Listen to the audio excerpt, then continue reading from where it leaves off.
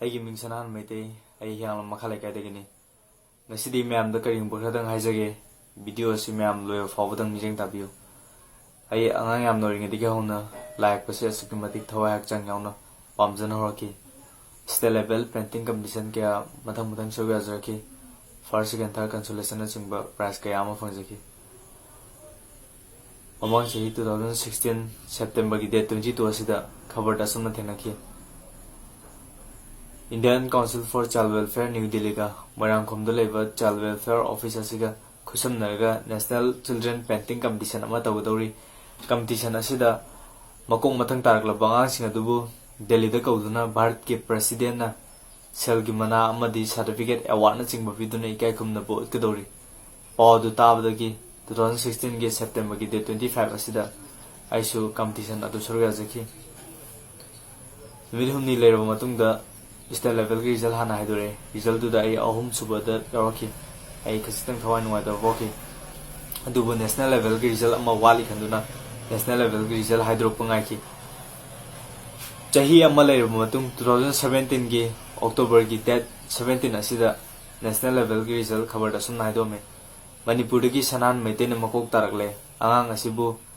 Delhi Rashtrapati Bhavan da kauduna Bharat ki President na selgi mana amadi certificate na chingba piduna ikai khumna bo ulagani pawdu tabda ai asuk madik thawai nuai bo ki baba magi ningba khardang wer basu thungan bangam lagani aina matam queen dagi sa charak pa mangla na makhardang wer basu mangfaw na bahor le khalubada ai asuk madik haninga le tan nuai bo ki makhui ki office ta satuna prize bagi matam de happy rakte karam ganda pige da bano hai na hanjaki office ki miyosing na prize bagi matam soidana harakini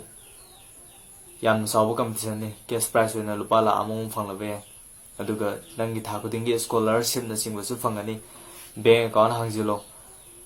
chathukasin gi bara guardian ani ga loina nanga free oigadabani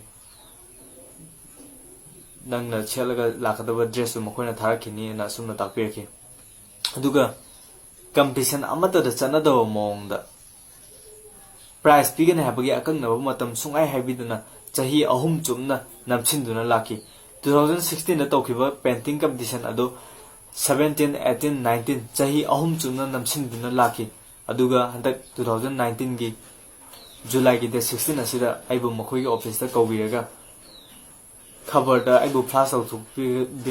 tawthokhiba duga asugi matik tayona mong da khabar da haikibana Delhi da kawduna Bharat ki President na certificate award na singba piduna ikai khumna bolagani habikhraga makhoi office ka khumada ibu koksilaga islate to staff member amana sumna tangi certificate amaga memento amaga piduna aibu thadroki aduga cash award oina ising manga amaga pirakini manga duna matam khara leir kanda moina tharakini tharakanda haraki aduna aibu sumna thadokpiraki ai asuki matik thawai nuai to fokse ai masi matang se asuki matik nuai jade aina hangjaning badi national level painting competition amada first taraklaba angang amabu prize pibidana tokhraba matamda angang adu mahak makhatana laingba pokhiyadra mahak makhatana hotnaningba pokhiyadra angang adu danatana laikpa pamjaba laikpa heiba angang kaya ama pawdu tarobadagi makhoi makhatana laingba pokhiyadra adu ibataragadi Moirangkhomda leiba Child Welfare haibo office NGO sina toribasi angang singi yaifanabagi damakta toribani haibasi chumga doribra iramdam asidagi aigumba mamangkhibadi kishunati adubu tungi asa chauna leijariba iramdam asigi damakta karigumba thaba kharadang oirabasu tawjage haduna ichang thongna thokcharagliba naha kaya asida asumna horopaga right matpiba bithudek pibana singba thong kaya asi chathaduna leiragadi iramdam asi matokramna chakhatpa ngamgani makhoi toribase asuki matik penjade state level ki competition khwai de pikpa state level ki competition fawada cash prize lising mari manga adumai pe aduga prize bagi thorom phajana pangthok piraga ang singa dubu yamba yamdu selgi mana certificate award na singba piraga puning thogot piba ang singa dubu bet pibi banga tani ikai khumna bot pi banga tani aduga makhoi na toribasidi hemalabra hana khanjai aduga makhoi na pirakliba certificate asisu ai asing bani haila thajaba ngamjade yamna jingna ningai oi certificate president general secretary की sign तौम column अमत sign तौदे सिलोना number नमदे photo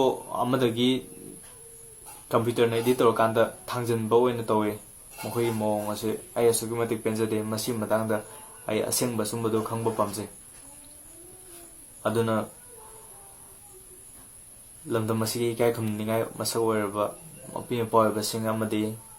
मैलेनबा organisation सिंग संस्थान सिंग loop सिंगना मसी मतांगदा खरदंग मिजेंग चंगबिरना बाहायदुना सनान मेतेगी माइकेदगी नोलुकचरी अदुगा मयामनसु video असिबु share तौबियो ma'am support तौबियो।